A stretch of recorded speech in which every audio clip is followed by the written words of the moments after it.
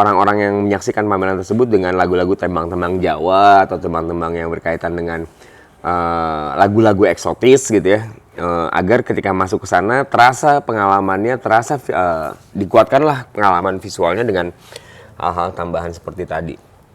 Menariknya, kinerja-kinerja seperti ini tanpa disadari menjadi sebuah ekosistem yang begitu dinamis, yang begitu kompleks, yang begitu rumit bahkan. Di saat misalnya contoh, seorang ilustrator diajak berkolaborasi dengan seorang musisi. Seorang musisi ngerasa bahwa saya ingin mencipta sebuah album dalam bentuk CD, namun kayaknya kalau saya cuma nyetak di CD aja, lalu kemudian saya kasih ini akan rusak nih. akan nggak menarik nih. Saya butuh seorang desainer. Akhirnya dia berkolaborasi dengan desainer produk ya, dalam bentuk ini visual dan fungsi, yang akhirnya bisa menempatkan CD tersebut dalam sebuah paket tempat, ditutup. Ketika ditutup, diberikan, ini udah aman nih CD-nya, nggak kotor lagi, masih dalam kondisi fungsi. Seorang ngerasa bahwa masih kurang menarik ya, apa yang harus ditambahkan di sana? Oke, kita butuh ilustrator. Dipanggillah seorang ilustrator untuk menggarap cover album dari band tersebut. Band yang selama ini bekerja di Pola Audio tiba-tiba terangsang atau tiba-tiba terusik ketika harus menjalankan prosesi lain di luar ranah audio.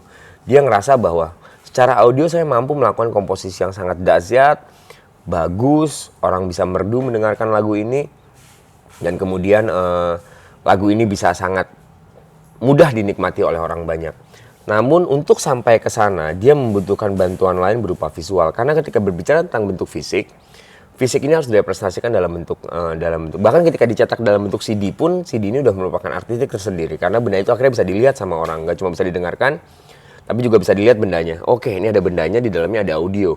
Saya harus meletakkan ini ke dalam sebuah player, lalu kemudian player itu saya setel, dan kemudian saya akhirnya bisa mendengarkan audio di sana.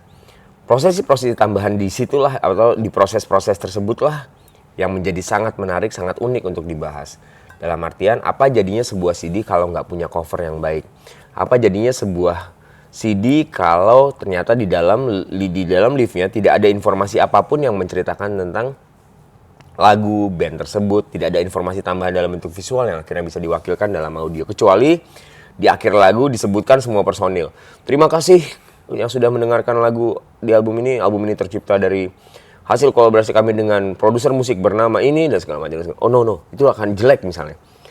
Orang nggak jadi dengerin musiknya doang. Oke, itu ditulis aja deh kalau gitu di lembar terakhirnya loose leaf atau leafnya atau kemasan cover dari album tersebut. Kolaborasi pertama terjadi. Kolaborasi kedua ketika misalnya tiba-tiba mereka harus merealisasikan ini dalam bentuk video atau musik video misalnya. Oke, ini beda lagi nih dunianya. Kita nggak hanya cuma bekerja dengan orang visual, tapi kita juga bekerja dengan orang audio yang akan memberikan audio ini untuk sampai dalam bentuk visual berupa motion picture ya, gambar bergerak. Akhirnya bisa disaksikan dalam bentuk video musik. Ada kinerja tambahan ketika benar-benar di sana visual dan audio bergabung secara utuh, secara sempurna sebagai sebuah satu kesatuan. Dibilangnya namanya audiovisual. Audiovisual outputnya bisa macam-macam, film, video musik, rekaman dokumentasi band sedang perform dan segala macam. Jadi kolaborasi inilah yang tetap dengan insting utama bahwa yang seseorang lainnya adalah sedang memberhentikan sesuatu dan seseorang lainnya sedang menjalankan sesuatu berupa audio, bekerja bersama. Di sini juga kemudian akhirnya kita tahu bahwa di sana akan ada konsep yang digunakanlah sebuah nalar pemikiran atau ide. Wah, akan ada video klip yang baik ya kalau Misalnya kita gunakan talent seperti ini, jalan cerita videonya seperti ini, ada konsep, ada pemikiran tentang bagaimana prosesi visual dan audio bekerja selayaknya proses tadi, prosesor atau otak manusia akan dirangsang untuk misalnya menciptakan sebuah konsep, ide, paparan, atau biasa dibilang literasi, atau biasa dibilang dengan pola nalar, pola kemampuan dia berpikir, pola kecerdasannya dia dalam mengembangkan sebuah ide, gagasan, dan segala macam. Yang sampai pada satu titik mereka harus mengeksekusi ini dalam bentuk video, di sanalah proses perekaman terjadi.